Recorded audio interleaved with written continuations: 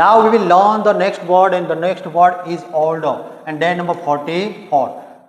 44મા દિવસના શબ્દની ચર્ચા કરવા જઈએ તો શું છે તો કે ઓલ્ડ, નોટ ન્યૂ, જેનો અર્થ થાય છે જૂનું, અથવા એના સિનોનિમ્સની વાત કરીએ તો એન્શિયન્ટ એટલે કે પુરાતન હોય તેવું, અને એજ્ડ એટલે કે વયોવૃદ્ધ એવો અર્થ થાય છે, પણ અહીંયા આપણે જૂના અર્થમાં લઈએ. તો અહીંયા તમે જુઓ છો કે અહીંયા સરસ મજાની બુક આપેલી છે, તે પણ એકદમ જૂની છે, અને ચશ્મા પડેલા છે જાણે ગાંધીજીના સમયનો હોય તેવા. પછી અહીંયા ઘડિયાળ જે છે, આપણને ખ્યાલ છે કે પહેલાં ઘડિયાળ જે છે તે દોરી બાંધીને કેળે લટકાવવામાં આવતું, તો આ પ્રકારની જૂની ઘડિયાળ છે. અને આ સરસ મજાનું મકાન જે છે તે એકદમ વર્ષો જૂનું હોય તેવું લાગી રહ્યું છે. ટૂંકમાં જૂનું કોને કહેવાય તે આખું જોવાનો પ્રયત્ન કર્યો છે. એક્ઝામ્પલની ચર્ચા કરીએ તો this is an old house, આ એક જૂનું ઘર છે.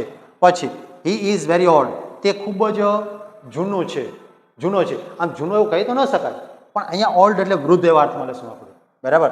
તે ખૂબ જ વૃદ્ધ છે અથવા મોટા છે. I found an old book, મને એક જૂની બુક મળી. પછી ઓલ્ડ મેમોરીઝ આર સ્વીટ, જૂની યાદગાર બાબતો છે તે કેવી હોય છે તો કે મધુર હોય છે. તો આ છે આપણો આજનો વર્ડ. અને હવે આપ પણ જૂની એક એવી બાબતની મને કોમેન્ટમાં વાત કરશો કે જે આપને ખૂબ જ યાદગાર હોય.